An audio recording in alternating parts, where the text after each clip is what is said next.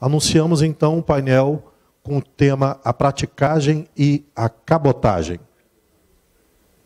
A praticagem, a regulação econômica e a segurança da navegação. A ANTAC está preparada para realizar a regulação econômica da praticagem? O custo da praticagem no Brasil é o maior do que nos portos do mundo? Eventual redução dos custos de praticagem com aumento da receita do armador será repassada aos custos do usuário? A segurança da navegação vai ser comprometida? Qual o efeito do superdimensionamento dos navios nos portos brasileiros? Essas são as questões a serem analisadas neste painel. Convido, por favor, como moderador, o senhor Bruno Merlin, repórter e editor do site Porto Gente. Como debatedores, por favor, o excelentíssimo senhor Almirante Wilson Pereira de Lima Filho, presidente do Tribunal Marítimo, senhora Jaqueline Wendap, chefe de gabinete do presidente da Santos Port Authority, senhor Carlos Alberto de Souza Filho, presidente da Praticagem do Estado de São Paulo, senhor André de Seixas, diretor-presidente da Usoport Rio de Janeiro, senhor Alexandros Ikonomopoulos, diretor da Posidônia Shipping. Olá, bom dia a todos. Gostaria de agradecer o convite aqui da Usoport para mediar esse painel, esse importante painel, em nome do André, em nome também do Abraão da Posidônia Shipping. Não vou demorar um pouco, não vou me alongar nesse momento, vou iniciar aqui apresentando um pouco de cada um dos convidados. Gostaria que a gente começasse o nosso debate sobre a questão da regulação da cabotagem com a senhora Jaqueline, né, que é oriunda da ANTAC. Ela acabou de assumir recentemente, né, chefia de gabinete lá da Santos Port Authority, que é o Porto de Santos, né, a nova marca que a nova gestão adotou para o Porto de Santos. E gostaria que falasse um pouco a respeito da sua visão da regulação da cabotagem, já que a ANTAC, a agência reguladora, né, em nome a praticagem, desculpe.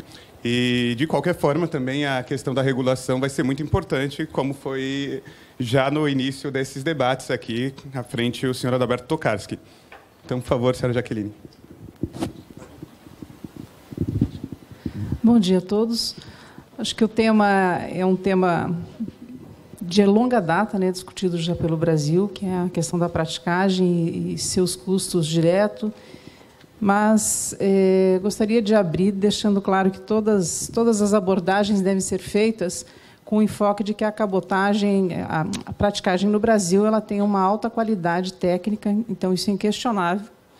E também, pela ineficiência das autoridades portuárias, a praticagem brasileira hoje que inviabiliza toda a parte de chegada dos navios nos portos brasileiros. Isso é evidente até num porto grande como Santos. Se não fosse a praticagem, nós não teríamos o porto hoje. Então, há uma dependência grande e direta, pela ineficiência mesmo e pelo desmantelamento das autoridades portuárias nos últimos anos. Mas eu gostaria também, só para fazer uma breve introdução, de alguns tópicos que foram abordados nas palestras anteriores. A questão da autoridade portuária, que hoje eu estou mais autoridade portuária do que a agência, né? Então, como autoridade portuária e senadora, acho que isso é uma coisa que pode ser olhada com muito carinho mesmo pelo Senado Federal. Com a nova Lei 12.815, ela trouxe a concentração em Brasília, né, sobre o pretexto de se viabilizar mais os arrendamentos portuários, mas, infelizmente, foi além disso, né? Ela levou à condição da autoridade portuária de execução das suas atribuições. Então, a autoridade portuária, até faço uma brincadeira, ela saiu de síndico para porteiro do prédio. Então, hoje não consegue ter as atribuições, não consegue ter as atuações necessárias para que ela possa efetivamente executar. Isso reflete em todo o contexto da administração do porto. Mas, voltando... Não, ela não é autoridade mais. Ela não é. Com relação ao CAP externo, também, meu entendimento, que eu acho que é um belo divã, e, no meu entendimento, deveria continuar sendo divã. No tempo em que o CAP tinha... ele era um caráter deliberativo, ele trouxe muitos problemas também na própria administração, porque algumas coisas são partilháveis, são democráticas, mas quando você não consegue exercer autoridade, você também não consegue ter o comando da máquina administrativa. Então, são muitos atores interferindo nas condições de exercício da atividade. Então, deixo registrado meu entendimento que o CAP é um belo divã e vejo que assim eu deveria ser. Mas, voltando à questão da praticagem, eu acho que a praticagem ela tem um papel bastante importante dentro do nosso país, e eu acho que a grande crítica que se faz é a questão do seu custo, o quanto ela impacta a navegação no Brasil. Então, como ela está hoje formada, se é adequada ou não à regulação que a Marinha faz com relação aos seus aspectos técnicos, implantando o rodízio. Então, acho que são os dois temas principais na cabotagem. Eu vi que está bem dentro do contexto, né, das perguntas que foram colocadas, porque realmente são os dois tópicos que levam hoje a uma discussão mais profunda. E, com relação à agência, o que eu penso em relação à agência?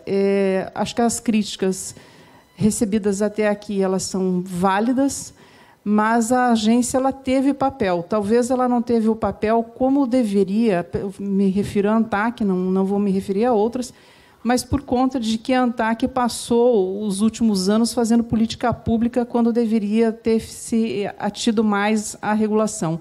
E fez por quê? Fez porque quis? Não, fez porque não tinha política pública.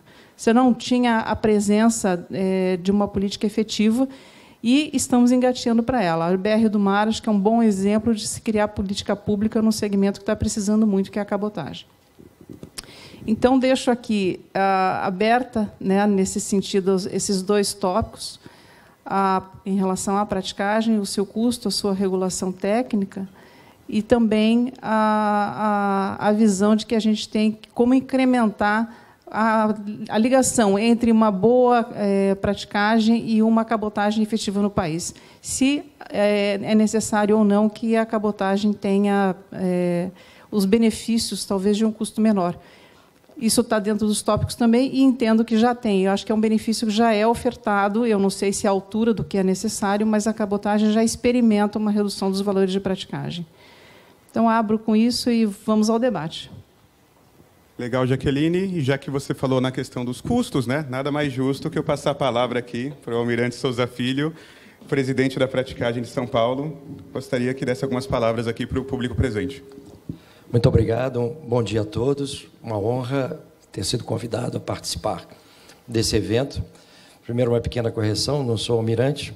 Cheguei atrasado, sou capitão de fragata, senador, mas eu cheguei atrasado.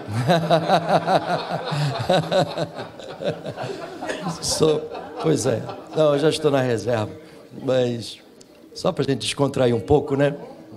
Esse assunto, praticagem, é um assunto pesado, estigmatizado, de maneira que é uma oportunidade muito grande de nós discutirmos. E eu queria abrir apenas dizendo, primeiro, que praticagem não é uma jabuticaba, não é? Ela é uma atividade no mundo inteiro, mesmo nos países de altíssima tecnologia, Japão, Estados Unidos, Grã-Bretanha, Holanda, Alemanha. Essa atividade é exercida da mesma forma em que é feita aqui no Brasil. Existem alguns paradigmas mundiais, que nós estamos dentro do paradigma mundial. Um deles é a questão do rodízio único, porque o prático não pode nem trabalhar tanto que fique fatigado, porque isso compromete o seu desempenho, sua capacidade cognitiva, sua capacidade de trabalho e compromete a segurança. Nem pode trabalhar tão pouco que perca a prática. Como o próprio nome diz, é um nome um tanto quanto pejorativo, que remete a uma falta de qualificação, de especialização, e que vem de tempos muito remotos, né, em quem conhecia o canal era o pescador, e aí o filho ia pescar com ele, ele conhecia exatamente onde estava a calha, por onde tinha maior profundidade para o navio passar. Porém, com o passar do tempo, passou a ser uma profissão de altíssima exigência de conhecimento tecnológico, de treinamento, principalmente com o aumento da dimensão dos navios, né? Então, a praticagem não é uma jabuticaba, ela segue esse paradigma mundial do rodízio único, que também é importante pelo seguinte: quem aqui prefere ser operado numa cirurgia delicada por um médico que faz 30 cirurgias por semestre ou por um que faz 300 cirurgias no semestre, né? Então, Essa é uma diferença que também está muito ligada a um aspecto que é uma demanda da PEC, Pilot Exemption Certificate, ou seja, permitir que o comandante do navio realize algumas manobras em águas restritas. Porque o que é a praticagem? A praticagem é a atividade que é exercida por profissionais especialmente treinados para conduzir um navio o mais próximo possível a perigos e dificuldades em águas restritas e com segurança. Enquanto que o comandante do navio ele é treinado para levar o navio de um ponto ao outro o mais longe possível dos perigos. Então, são treinamentos diferentes, nenhum é melhor do que o outro. Mas o que permite que o comandante continue sendo comandante quando em águas restritas é a presença do prático.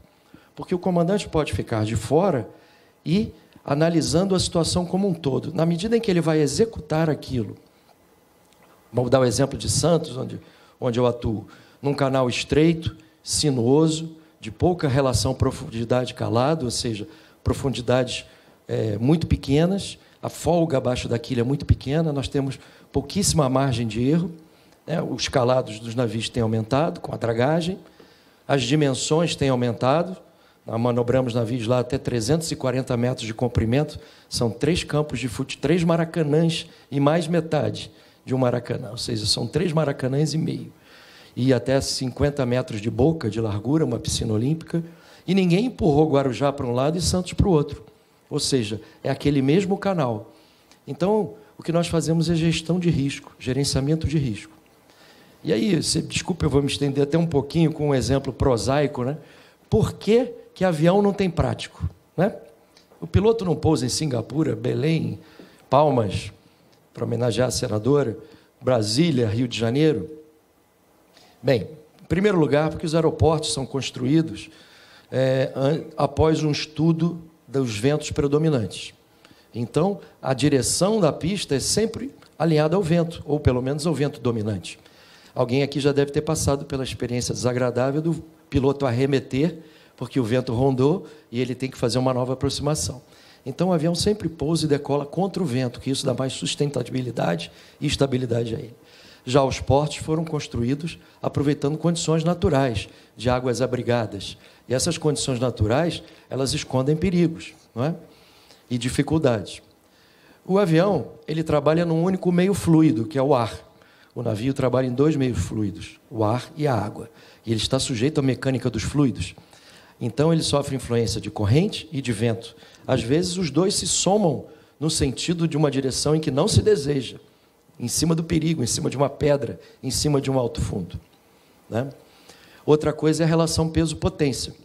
Então, se nós pegarmos um carro 1.0, que tem 60 HPs por tonelada, um Boeing 747 tem 8.500 HPs por tonelada, um navio graneleiro que leva soja lá do Mato Grosso, do Tocantins, ele tem 0,15 HP por tonelada. Ou seja, para homenagear as senhoras e senhoritas que estão aqui, um secador de cabelo Taif, que é dos bons, né? Ele tem mais potência, né, relativa do que um navio graneleiro. Então, essa relação peso-potência é muito importante e é um diferencial.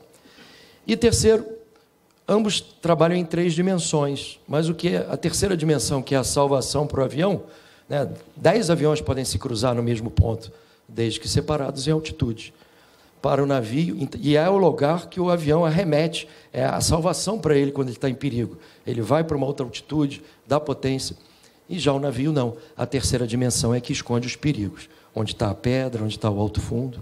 Então é por isso que o avião não tem prático. Mas eu não vou me estender mais, nós vamos ter chance de conversar. A questão do custo, enquanto a senadora estava falando, eu aproveitei e mandei um WhatsApp para o meu contador e falei, qual é o preço de um navio Panamax, que é um navio padrão de soja, qual é o nosso preço de praticagem por tonelada? Então eu digo, 24 centavos por tonelada. Centavos de real, não é de dólar. Então, aí é importante dizer, praticagem não é um custo portuário. Praticagem é custo da viagem, é custo do armador. Ou seja, ele, em tese, ele está embutido no frete. Então, ele tem que ser analisado dentro desse contexto. Então, falar que praticagem é um custo portuário, isso é um equívoco, porque ele é um custo do armador, é um custo da viagem. E todos nós sabemos que o custo da viagem, 60% é combustível, né? Depois vem pessoal, a depreciação do navio, manutenção. Então, a pergunta é, dei esse exemplo da soja, um frete de $300 por tonelada, $300 por tonelada, será que 24 centavos por tonelada vai resolver o problema do país? Então, é uma coisa, e eu deixo para reflexão. Um serviço, ele tem custo, ele tem preço e ele tem valor. A diferença entre preço e custo é apropriada pelo prestador de serviço. A diferença entre valor e preço é apropriada pelo tomador de serviço. Talvez as pessoas não consigam enxergar o valor que esse serviço tem. Elas se concentram muito no preço e não consigam dimensionar o valor. E sabe por que não dimensionam o valor? Porque o som da segurança é o silêncio. E o produto que nós oferecemos é segurança, produto principal. Secundariamente, agilidade, porque a gente faz muito, então a gente faz mais rápido e com menos meios. Eu vou até aproveitar aqui que está o almirante Lima Filho, que em 2016 ele era o diretor de Portos e Costas, e no Encontro Nacional de Praticagem em Brasília, ele levou o dado de que em 84 mil manobras realizadas pelas praticagens brasileiras, o nosso índice de acidente ou incidente com o prático a bordo, não necessariamente por culpa do prático, era de 0,002%, 2 milésimos por cento. E esse índice ele é exatamente igual ao que os clubes de P&I, Protection and Indemnity, os clubes de seguros, atribuem à praticagem brasileira. Então, tecnicamente, corroborando, agradeço muito a doutora Jaqueline, é uma pessoa que conhece muito do mercado, está há muito tempo no mercado, conhecendo bem o mercado. Tecnicamente, a gente presta um serviço de altíssima qualidade. É possível discutir, e vamos deixar para mais adiante, já falei demais, né? Eu sou exagerado. Vamos falar um pouquinho ainda mais de custo, mas eu queria chamar a atenção para essa questão do valor. Eu acho que a pessoa só dá, até na vida pessoal, a gente só dá valor a uma coisa quando perde, né? Então, a gente talvez não esteja dimensionando o exato valor que a praticagem tem quando previne derramamento de óleo por conta de acidente, que poderia causar dano ambiental, quando mantém as vias de comunicação hidroviárias livres e desimpedidas. Imagine um navio encalhado na entrada de Santos, 30% do comércio exterior brasileiro passando por ali, né? Tendo que esperar 12 horas pela próxima maré ou um material de salvatagem para liberar o tráfego novamente. Então, talvez, quando acontece uma coisa dessa, que a pessoa tenha exata noção do valor do serviço de praticagem. Obrigado, o evento já é um sucesso, só pelo que foi dito até agora, e tenho certeza que será mais ainda ao longo desse proveitoso dia de hoje. Obrigado pelo convite, por essa oportunidade, e estarei à disposição para conversar um pouco mais, debater, responder perguntas. Obrigado, senhor. Obrigado pela manifestação, presidente Souza Filho. Então, vou aproveitar o gancho e vou passar a palavra para o almirante Wilson Pereira, presidente do Tribunal Marítimo, agradecendo já a presença dele neste evento. Queria expressar a minha satisfação em estar participando desse fórum. Agora, como presidente do Tribunal Marítimo, as minhas atividades se restringem ao julgamento dos acidentes e faço navegação, alguns envolvendo práticos, mas, academicamente, eu posso me comentar, até porque eu tenho alguma bagagem dentro desse tema. Vou dividir essa minha, digamos assim, minha apresentação em duas vertentes. A primeira vertente é a importância do prático para a navegação brasileira. Conforme o prático Souza Filho mencionou, o índice de acidentes da navegação envolvendo práticos é baixíssimo. A qualidade do serviço oferecido é de altíssimo nível. Até porque a Autoridade Marítima Brasileira, a Marinha do Brasil, se esmera na preparação desses práticos. A preparação de um prático não é fácil. Demanda mais de um ano de manobras repetidas até efetivamente ele conhecer aquela área e se tornar um prático, né? E em grande parte dos portos brasileiros, essa praticagem é obrigatória, né? Então, é inquestionável a relevância, a importância e a qualidade do serviço prestado. Bem, uma coisa que nós temos que entender é que aumentar o número de práticos não reduz o preço do serviço ofertado pela praticagem. Isso foi um erro do passado. Vamos aumentar o número de práticos, foi aumentado de 50% em 2012, passou para a ordem de 400, para a ordem de 600, pensou-se que iria se reduzir o valor do serviço prestado e não reduziu. E surge um grande problema quando nós aumentamos o número de práticos, porque o prático, para ser prático, ele tem que manter a sua qualificação, ele tem que realizar um número mínimo de manobras mensais. E se nós temos muitos práticos, nós não conseguimos manter essa qualificação. Então, é fundamental que nós tenhamos essa percepção e que as pessoas que tratam do tema entendam que aumentar o número de práticos não é a solução. Pelo contrário, reduzir o número de práticos seria a solução. Eu vou contar uma história. Eu estava no porto de Veracruz, há 3 anos atrás, apontei para um navio. Quanto custa esse navio para atracar aqui? Ele disse X. Puxa vida, X. Porque no Brasil é mais ou menos 1,5x esse navio.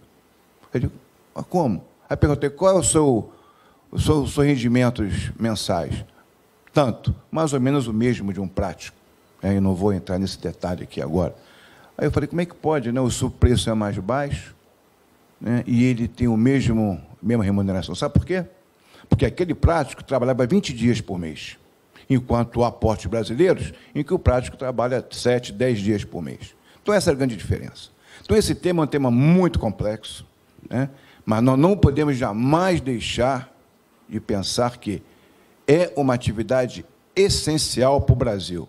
Ela é uma atividade privada, mas é de interesse público. Isso é fundamental. Há que regular economicamente? Sim.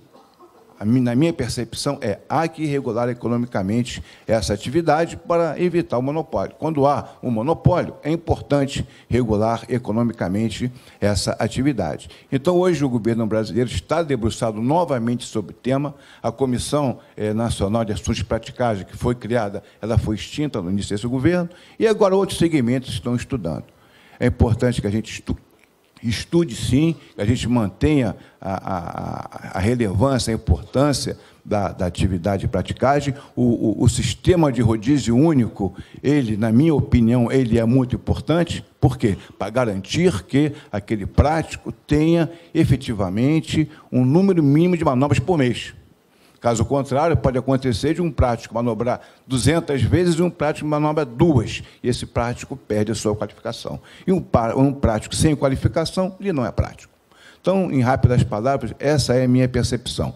É um serviço essencial para o nosso país, é uma atividade privada de interesse público e é importante que tenha tanto uma regulação econômica como uma regulação técnica, esta última que é exercida pela Marinha do Brasil. Legal, obrigado, Almirante. Aproveitando, agora passo a palavra, sob o ponto de vista de uma empresa de navegação, para o senhor Alexandre Economopoulos. Falei certo? Bom, acertei, eu treinei um pouco antes, tá? Diretor da Posidonia Shipping, quero agradecer a presença e passo a palavra para você.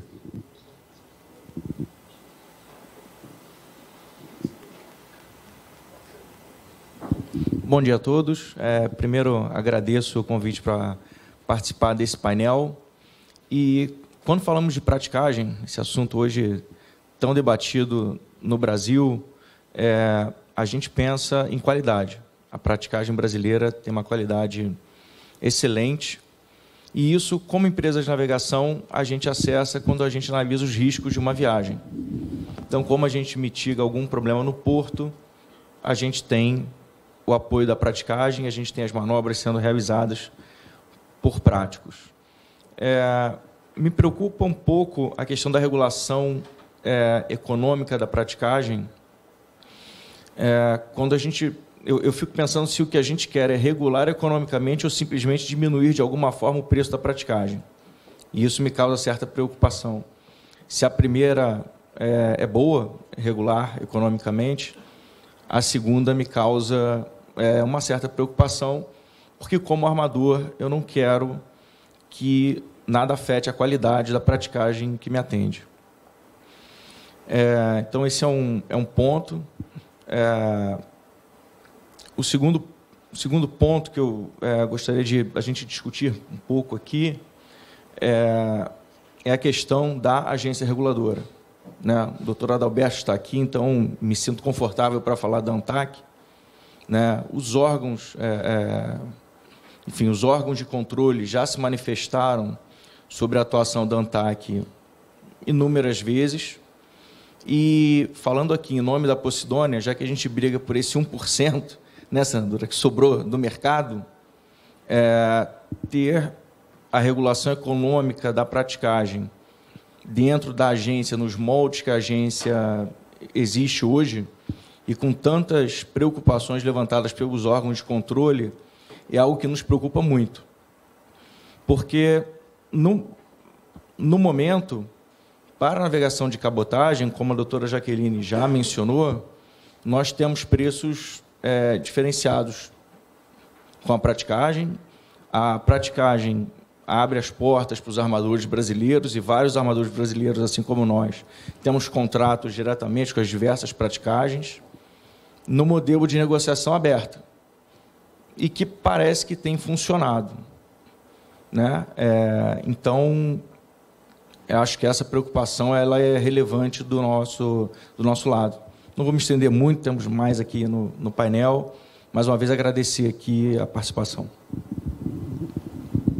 Bom, e completando o primeiro ciclo, chamo agora um dos mestres aqui do nosso evento, presidente da Usuporte, André de Seixas, por favor.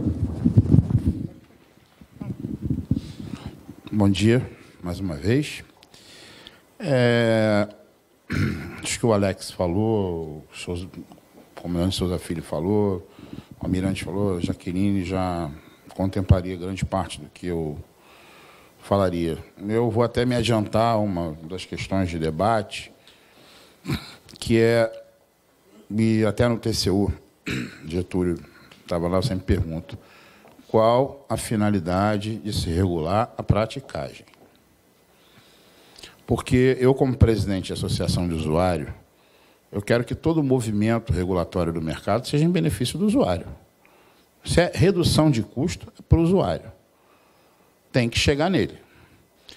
A grande pergunta que eu faço é como o Souza Filho falou uma coisa muito certa. Praticagem não é custo portuário, é custo do armador.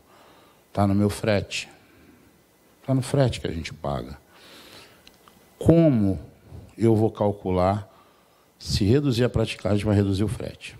Ninguém conseguiu me explicar isso, nem o diretor-geral da ANTAC, doutor Mário Povia, parece numa audiência pública na Câmara de Deputados, não conseguiu encontrar essa resposta. Essa é a finalidade. O que a gente precisa no Brasil é entender que o usuário é o start de tudo. O dinheiro sai de um bolso, é o do bolso da carga. Aquele dinheiro vai circular a cadeia inteira. Então, eu tenho que ter uma finalidade. Se eu tivesse isso, Souza Filho, você saberia que, se eu chegasse aqui agora e falasse que uma praticagem que custa X vai ser reduzida para meio X, e eu vou ter 0,10X, sei lá, o 10% desse meio X no meu frete reduzido, eu estaria aqui agora espremendo o pescoço do Souza Filho. Vamos embora. Mas eu tenho que ter essa garantia. Eu estou dando a visão de usuário.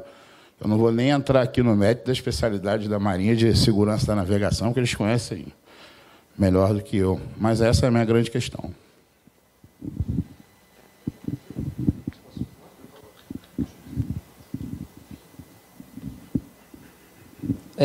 Essa questão realmente todo mundo fala em regular o preço da praticagem. Ninguém fala em regular o frete. Quando se fala em frete, não, frete é mercado.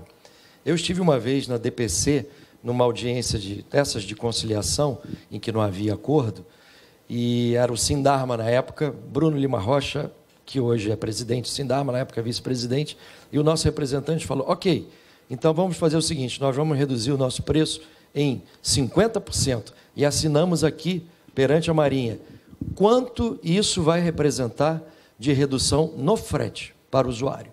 Aí ele falou, não, isso não podemos dizer, porque não dá para afirmar, porque frete é mercado. Então, essa questão que o André levantou, ela é primordial, porque eu, primeiro, sou militar, desde pequenininho, sou patriota, eu me enrolo na bandeira nacional, se for o melhor para o país, vamos lá, vamos dar o nosso quinhão. Que, aliás, em relação à cabotagem, que é o objeto aqui, como já foi dito, já existem preços diferenciados. Todas as praticagens, umas mais, outras menos, oferecem vantagens, oferecem reduções. Em Santos, por exemplo, navio brasileiro, com tripulação brasileira, de cara é 7% de desconto em relação à tabela, né? E 7%, nós estamos vivendo uma época até de juro baixo, é uma coisa considerável. Agora, não há mecanismo de controle sobre o frete e sobre as sobretaxas do frete.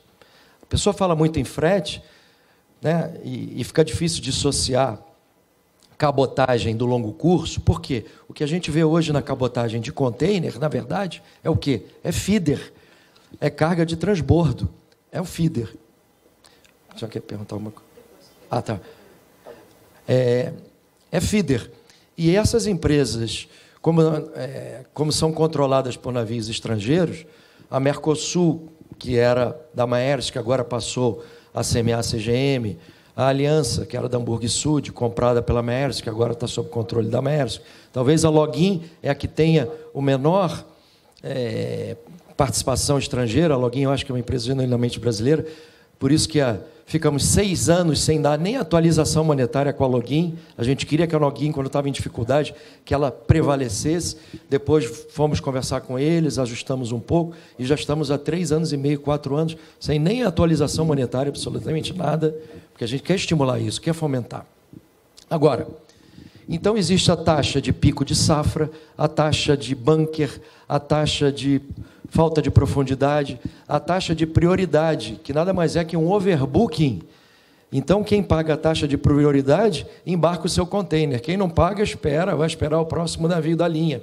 Então, que controle, que garantia que nós vamos ter que uma eventual redução do preço de praticagem vá terminar no bolso do dono da carga? Aliás, eu acho que eu fui convidado para esse painel, e o Bruno aqui é testemunha lá em Santos, que ele já participou de um evento que eu disse: o governo, e aí eu estou falando não só do executivo, mas legislativo, judiciário, que conseguir enxergar que o grande foco, a grande pessoa que tem que ser privilegiada, que as políticas têm que contemplar, é o dono da carga. O porto só existe por causa da carga, o prático só existe por causa da carga, o armador só existe por causa da carga. Ou seja, é esse indivíduo que está exportando a sua produção ou importando insumos para a sua produção, é que precisa ser enxergado. E ele está muito pulverizado. Então, nós temos o agronegócio, nós temos a indústria de diferentes tipos, temos os navios, os car carriers, que é a indústria automobilística, e esses grupos todos não conseguem ter a voz ativa que o armador tem, que frequenta os gabinetes de Brasília, porque eles são poucos, estruturados, organizados. E nós vivemos o fenômeno atualmente da verticalização. Então, a verticalização é um problema sério. O cerne de todos os nossos problemas é nós não temos uma marinha mercante nacional. E não vai ser de uma hora para outra que ela vai surgir. Então, não temos a nossa bandeira não está no longo curso, só a Petrobras é que ainda vai para o exterior, container, granel, não existe bandeira nacional no longo curso. E aí, os armadores estrangeiros de longo curso, hoje eles têm navios na cabotagem, eles são donos de terminais, são donos de empresa de rebocador, são donos de agência de navegação. Então, o prático é um elo da cadeia logística que ele não domina. O que está em jogo, na minha visão, é muito menos preço do que poder. Então eu sou aquele cara chato que chega às 3 horas da manhã do navio, com a minha lanterninha, o navio que desembarcar, e que ele está com 5 centímetros a mais que o calado permitido pela autoridade marítima, autoridade portuária. Eu não vou arriscar minha carta.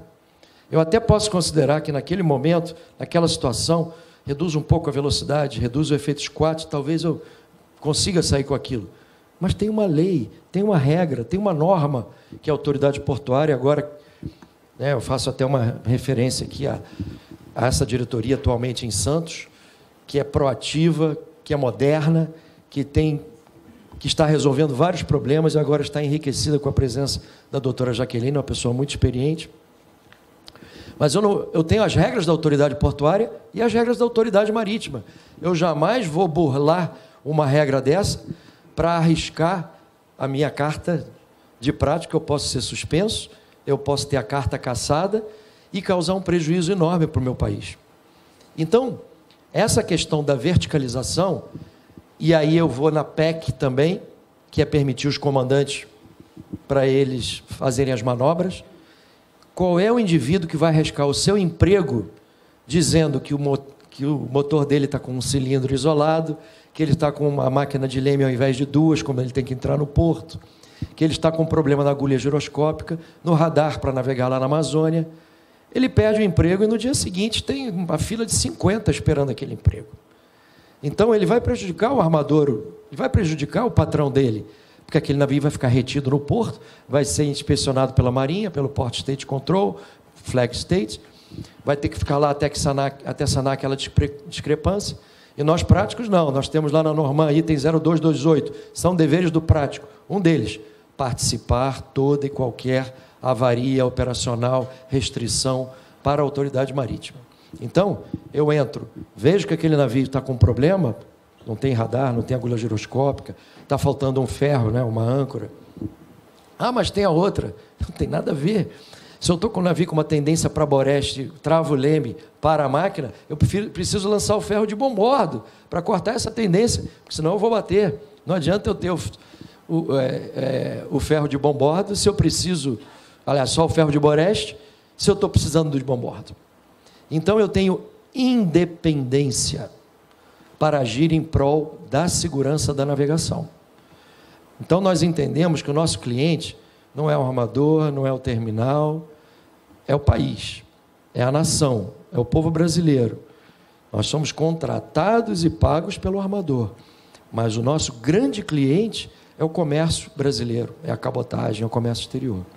Então, como não há controle sobre o frete, e volto a dizer, sobre as sobretaxas do frete, isso para não falar em outras fontes de recursos, THC1, THC2, né? E por aí vai. E outra coisa, Santos, por exemplo, eu não recebo 1 centavo de terminal. 0, nada. E aí vem a questão, o conceito da macroeconomia, das externalidades positivas. Outras entidades que não pagam pelo meu serviço desfrutam dos benefícios que ele proporciona. Quando eu consigo tocar a menos de 6 centímetros por segundo numa defensa, aquela defensa vai ter uma vida útil muito maior. Isso é uma economia para o terminal. Quando eu consigo atracar com mais rapidez, é menos idle time, menos tempo ocioso do terminal. Então, essa eficiência, ela resulta em benefício para o terminal. No entanto, eu fico muito triste quando eu vejo um ex-chefe meu, o Almirante Murilo, da Associação de Terminais Privados, reclamar de praticagem, porque a praticagem... Pô, peraí, o preço da praticagem, ele não me paga 1 centavo. Mas por quê? Desculpe, mas ele é empregado de armador também. Por quê? Porque dos terminais privados hoje, muitos pertencem a armadores. O maior agora lá em Santos, o BTP Brasil Terminal Portuário, é da Maersk e da MSC. A Embraport, agora que saiu a Odebrecht, é da DPW, ou seja, dos árabes, da UASC, né, Dubai Ports World. Então, outras entidades falam mal de praticagem, mas por quê?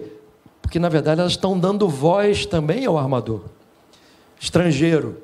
E aí empresas como a Posidônia, por exemplo, genuinamente brasileiras, sofrem também massivamente essa pressão que vem dos estrangeiros. E mesmo as empresas brasileiras de navegação. Elcano, é espanhola. Flumar é da Odfjell, norueguesa. Já falei, a Aliança da Maersk, Mercosul, SMA, CGM, a Norsul, que leva granel lá no norte, a Norsul é de capital norueguês. Então, na verdade, infelizmente, o grande problema é não termos uma marinha mercante nacional e nós estamos dependendo na mão de estrangeiros, que são importantes, mas que o dia que acharem que o mercado não é tão bom, sai fora. É que nem navio de passageiro. Eu custo meia latinha de Coca-Cola por passageiro, para o navio de passageiro. Meia latinha de Coca-Cola. A latinha que ele comprou por R$1 no varejo brasileiro e vende $5 a bordo. Eu vou falar de um assunto... cabotagem, navio de passageiro também é cabotagem, né? Só que a carga é gente, né? Ele fica aqui nos nossos portos. E é importante, principalmente pela presença da senadora, a gente tentar passar uma imagem. Também temos representantes do Ministério da Economia, do TCU, e é bom nós abordarmos esses temas. Então, a primeira coisa, quem já viajou em navio de passageiro aqui, qual é a primeira coisa que a pessoa tem que fazer quando chega a bordo? Cadastrar um cartão de crédito internacional. E aí, o navio sai do porto, a gente tem que ficar segurando ali, porque o cara quer acelerar, porque ele quer passar logo de 12 milhas. Que ele sai do mar territorial brasileiro, ele pode abrir o cassino, ele pode abrir aquelas lojinhas em que ele vai vender o contrabando dele, porque aquilo é contrabando. Ele traz tudo do exterior, vende depois das 12 milhas em dólar, né? E aí o governo só pega 6,18%, 38% do cartão de crédito, né? Os vinhos todos, a bebida que se consome, tudo aquilo vem de fora. E cruzou 12 milhas, por acaso o prático Lucas está aqui, que teve uma fratura exposta na perna dele, ficou 3 meses sem manobrar, teve que sofrer uma cirurgia, porque ele saiu do passadiço no ponto de desembarque de prático, da velocidade correta, máxima 9 nós, falou: comandante, por favor, mantenha a velocidade até o desembarcar, e o comandante acelerou, a lancha de praticagem quicando, e no desembarque ele fraturou a perna dele. Por quê? Porque ele quer sair logo das 12 milhas. E aí o navio de passageiro acha que a praticagem é caro, e não adianta você ter acordo, você assinar, você dar desconto, você atender os pedidos, porque é endless, porque ele tem metas a cumprir. Se ele consegue um faturamento no ano seguinte a empresa dele vai impor metas maiores de faturamento. Então, eu como prático, quero que tenha 1000 navios de passageiros, porque ele é fonte de recurso para mim, de faturamento. Como brasileiro, sabe quantos que eu quero? 0. Porque eu prefiro que o turista vá para os resorts do Nordeste, vá para Gramado e Canela, o turista de menor poder aquisitivo vá para São Lourenço, Cambuquira, Caxambu, Lambari, onde eu passei as férias todas da minha vida, porque eu sou filho de um funcionário público, motorista de Kombi da Universidade Federal e de uma professora primária, que ficou viúva quando eu tinha 3 anos. E ela, por sua vez, filha de um operário, que também perdeu um dedo num tear, mas não virou sindicalista, continua trabalhando, e neto, né? E meu pai era filho de feirantes, que trabalharam 40 anos na feira. Então, eu sou de origem humilde, a Marinha me permitiu conhecer o mundo, me lapidou, me deu as bases para depois eu fazer o processo seletivo para praticagem. Então, eu passei minhas férias em São Lourenço. O navio de passageiros, se beneficiar, beneficia meia dúzia de cidades litorâneas. Ninguém vai viajar para Brasília, Caldas Novas, né, para outros lugares. O turista brasileiro fica com aquele glamour do navio de passageiro e vai, esse dinheiro todo é divisa que está indo para fora. Desculpe, eu tenho esse defeito de falar demais, mas acho que dei alguma contribuição, de alguma forma. Mas antes de abrir as perguntas para a plateia, vou aproveitar que a gente tem mais alguns minutos, e o nome do painel é a praticagem e cabotagem. Falamos bastante sobre a questão da regulação econômica, mas como já foi apresentado aqui hoje mais cedo, a questão da BR do mar, a demanda da cabotagem deve aumentar, o que isso deve impactar na nossa cadeia de navegação aqui no Brasil, eu deixo aberto para os demais comentarem.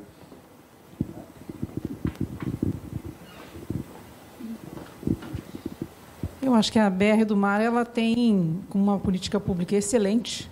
Eu acho que ela tende a realmente melhorar a condição da nossa cabotagem. Nós temos uma grande parcela de carga ainda que pode migrar para a cabotagem, mas também não é nenhuma Babel como está se pregando, que, nossa, não vai migrar. Você tem vários fatores da carga já existente, vários fatores que levam a migrar e outros que levam a não migrar. Mas, essencialmente, nós não temos, eu acho que sempre trabalha a cabotagem meio no superlativo, ela vai ter um teto, e um teto muito rápido no que vai tirar do caminhão, porque o que nós não temos é muita carga. Então, quando você fala, vamos transportar, nós temos que ter o transportar. Nós não temos uma grande economia ainda suficiente para gerar um volume de carga como está se sonhando. Eu acho que ela tem um teto, e é um teto que vai bater muito rápido. A economia do país precisa crescer para que a gente realmente tenha uma cabotagem forte. Então, acho que a gente tem que, obviamente, as políticas, a gente planta as políticas para aquilo que a gente quer. A economia crescendo, realmente vai estar aí já uma cabotagem preparada, um mecanismo todo de desenvolvimento do país preparado para atender essa demanda. Mas eu acho que nós temos muito que crescer ainda, e realmente a BR do Mar vai atender no primeiro momento, mas vai estagnar. Vai estagnar porque exatamente nós não temos a medida do crescimento econômico suficiente para ter fortemente uma cabotagem ainda no Brasil. Então, acho que vamos para lá, mas vai atingir um teto de forma muito rápida. E não é só a cultura do caminhão, não. É como as cargas também transitam dentro do território brasileiro. Então, o que é que pode ou não ser essa carga da cabotagem? Ela existe, mas ela é pequena. Mas eu queria abordar também, aproveitar a minha fala aqui, para falar um pouco a questão da agência, né? Se houver um entendimento no sentido de que haja uma necessidade da regulação econômica, aliás, há necessidade da regulação econômica, mas como ela vai se processar, e a grande dúvida e a grande crítica que se faz é se a ANTAQ está preparada. Eu acho que está. A ANTAQ tem maturidade em seu corpo técnico para absorver regulação econômica, como tem feito, como já demonstrou com a RN 18, com relação à questão dos usuários. Então, eu acho que tem espaço dentro da agência, e eu penso, sim, que a agência consegue absorver. Agora, nós temos que ver o que também pode ser absorvido. Nós não podemos ter uma agência que ser obrigada a absorver o que o TCU entende. Então, estabelecer a questão de preço-teto, começar a entrar em discussão de desconhecer que é um preço privado, tanto a praticagem como outros preços praticados no setor. Então, o que eu olho é que a administração pública, de uma forma geral, e eu acho que essa crítica ela atinge o TCU também, nós temos que focar muito em desprivatizar o Estado brasileiro. Fala muito na desestatização. E eu falo, olha, nós temos que olhar a desprivatização do Estado brasileiro. O que acontece? Você tem grandes corporações de servidores públicos que dominam o Estado e ditam as regras. Eu acho que até uma forma um pouco mais organizada do que o carimbador, senadora. Acho que ele é mais organizado porque é uma corporação. E também eu vejo muito o Estado brasileiro trabalhando, não como um todo, mas olhando determinados segmentos e determinados segmentos privados que se apropriam da condução do Estado. Então, acho que a gente tem um olhar para que a gente tenha um Estado em que realmente ele atenda o país como um todo. Então, nesse sentido, a agência ela está preparada. Eu acho que ela precisa, obviamente, sofrer uma qualificação maior, mas eu entendo que a agência consegue absorver, se for o entendimento da regulação econômica.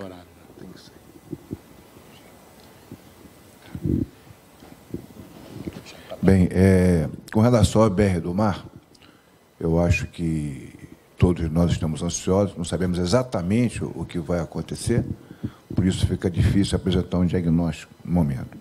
Mas existem alguns pontos que eu julgo importantes. Um deles é com relação aos trabalhadores aquaviários, né? Uma dúvida que como é que será a legislação dos trabalhadores aquaviários, daqueles navios fretados com bandeira estrangeira na cabotagem, né? Há indícios de que eles serão submetidos à legislação do Estado de bandeira, e não sabemos quais os impactos disso no futuro. Em outro ponto, levando-se em conta caso haja uma grande abertura para fretamento de embarcações de bandeira estrangeira, há uma grande preocupação com o estado desses navios que vão navegar em nossas águas jurisdicionais. Então, certamente, esse instrumento legal irá estabelecer algum tipo de limitação para que não venha navios com muitos anos de existência, com problemas, como já tivemos no passado, navios substandard, e isso pode gerar um problema aqui para nós. Mas eu tenho certeza que, em que pese essas duas preocupações, temos aí um futuro bastante promissor, estamos muito alvissareiros com a nossa BR do Mar. Obrigado, Almirante. Agora vamos abrir para perguntas e manifestações da plateia, por favor. Senadora, gostaria de fazer uma também? Primeiro. Por favor, Abrão. Obrigada. Eu acho importante o debate, acho que faz com que a gente cresça muito. Eu só gostaria de discordar, me permite, com relação à praticagem não ser tarifa portuária, por isso não pode ser pautada, e sim um custo do frete, e que nós não teremos controle e que não garante a queda do preço. Só que o componente custo internacional ou nacional, todo custo é composto dos seus preços. Então, se eu tenho uma praticagem mais barata e também, da mesma forma, a taxa da Marinha Mercante, que se é 25% a longa distância, se não me engano, 25% ainda hoje, e 10% na cabotagem para alguns lugares do país, isso também não é taxa portuária, isso também é custo de frete. Agora, eu tenho a convicção, não tenho a menor dúvida, de que, na verdade, o capitalismo é feito pela concorrência, e a concorrência só se move com volume, com número, com eficiência, que aí nós teremos um custo mais baixo.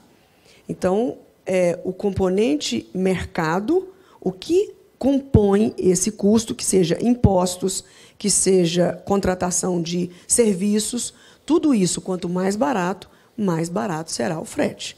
Então, é exatamente por ser 3 empresas que não faz diferença nenhuma se abaixar o preço da praticagem ou não, certo? Assim mesmo nas ferrovias, são 2 ferrovias que controlam 99% dos trechos e das linhas no país. Se nós formos para o ar, nós só temos hoje 3 empresas, coincidentemente, que também controlam todo o sistema aéreo. Então, telefonia, a mesma coisa, petróleo, a mesma coisa.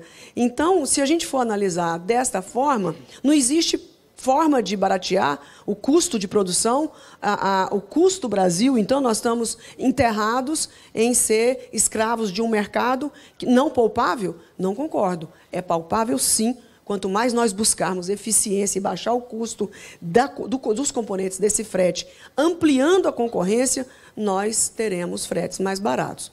E a outra coisa, com todo respeito, já disse que o senhor estava ausente, ele é capitão de fragata, Moisés. Já não se faz mais como antigamente, tinha que estar aqui todo de branco, todo uniformizado, tão bonito. Com todo respeito à Marinha, eu só peço cuidado, e isso lá no Senado as pessoas já estão muito experientes. Toda profissão tem um risco, toda profissão se acha especial. Eu sou psicóloga, me acho especialíssima. Eu sou produtora rural e me acho uma ótima. Acho que os produtores rurais sustentam o Brasil, o café da manhã, a mesa, o alimento brasileiro, debaixo de sol, de chuva, em cima de um cavalo, sem segurança jurídica nenhuma, sem segurança física. Eu podia te discorrer aqui toda a profissão rural, que o senhor ia chorar, mas como eu não quero que o capitão de fragata chore, eu só quero dizer que a vida é dura para todo mundo. A vida não é fácil para ninguém, não. Então, eu, com todo respeito, acho que tudo isso tem um valor, né? Todas as profissões, todos os serviços, todos os trabalhos têm seu valor. Agora, todos os trabalhos são difíceis, complicados e têm os seus riscos, os seus acidentes de trabalho. Eu queria fazer esse comentário. E queria perguntar para a Jaqueline, de fato, a praticagem comparada aos outros países, o preço da praticagem no Brasil. Eu encontro sempre diversas respostas. Eu queria uma resposta de quem está na ativa, contratando praticagem. Qual a diferença do preço por tonelada no Brasil e lá fora? Muito obrigada.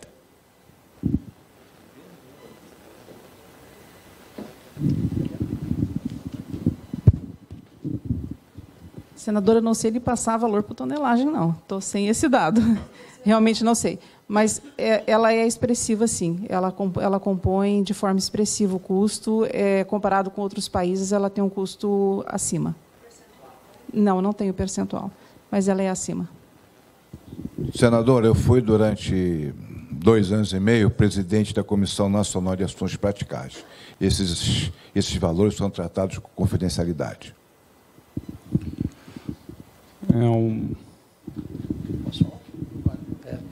Bem, Empresas que contratam praticagem não têm obrigação de fazer confidencialidade. Podem declarar os seus preços e pagam. sim.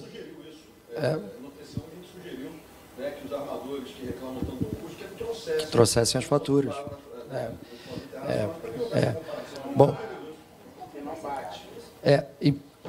Bom, senador, em relação à questão de redução do custo, e a senhora mencionou aí concorrência, nessa questão de, quando se provê um serviço de segurança, a concorrência ela é bastante perigosa.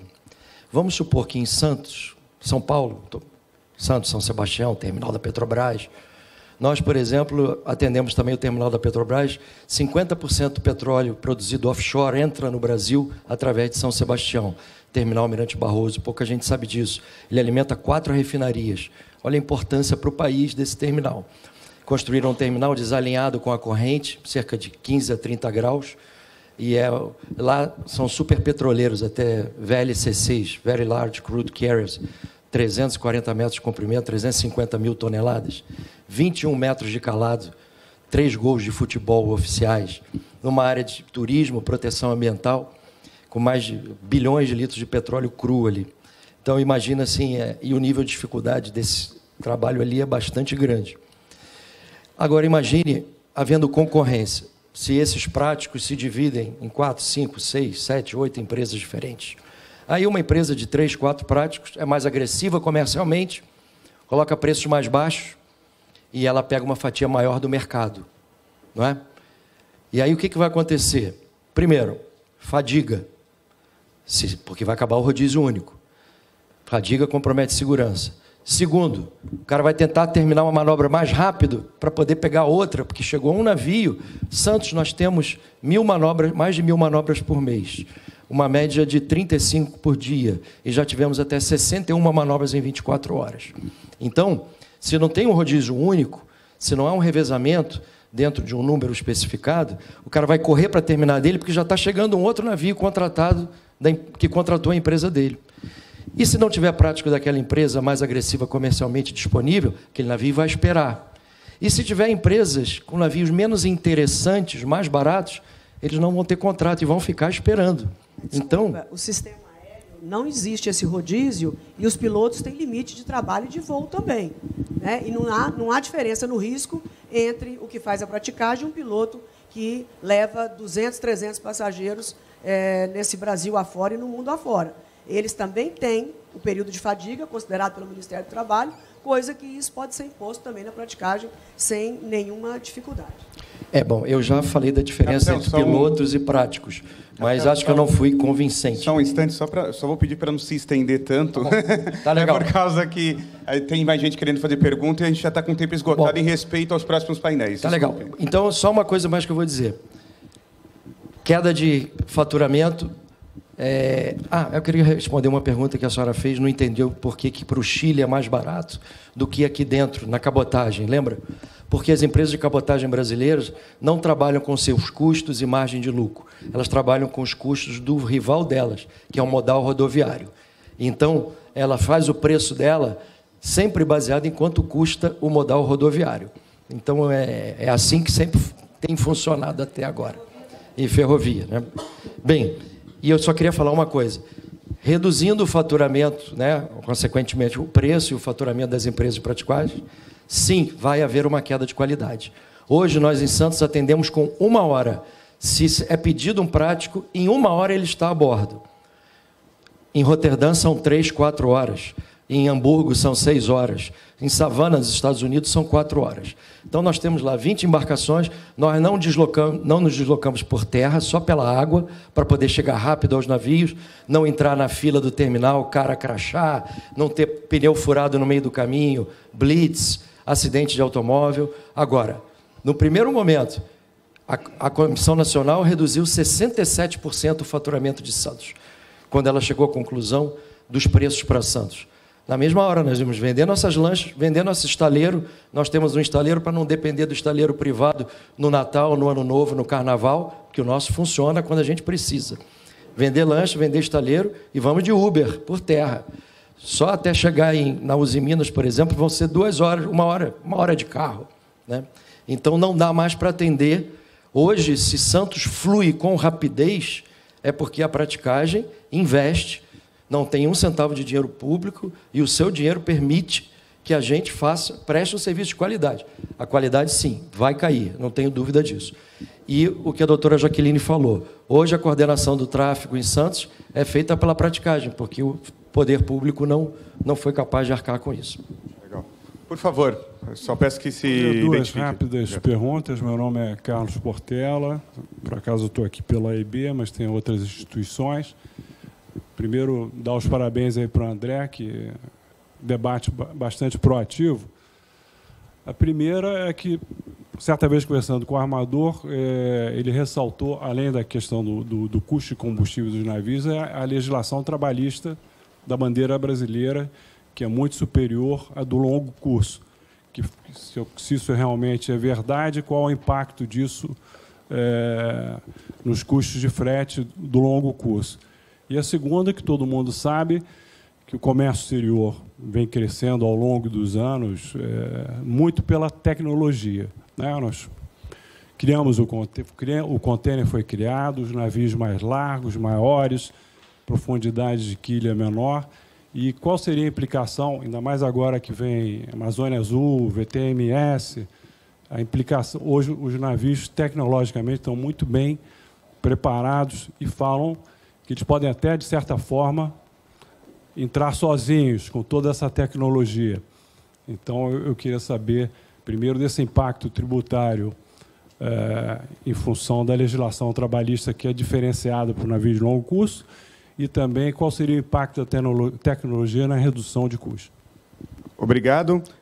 Antes de passar a palavra para os participantes desse painel, eu já vi que tem mais gente querendo se manifestar, mas em respeito aos próximos painéis, a gente não vai ter mais tempo. Eu queria que me passasse por escrito e, na retomada das atividades, a gente pode abordar essas questões, tudo bem? Quem gostaria de se manifestar?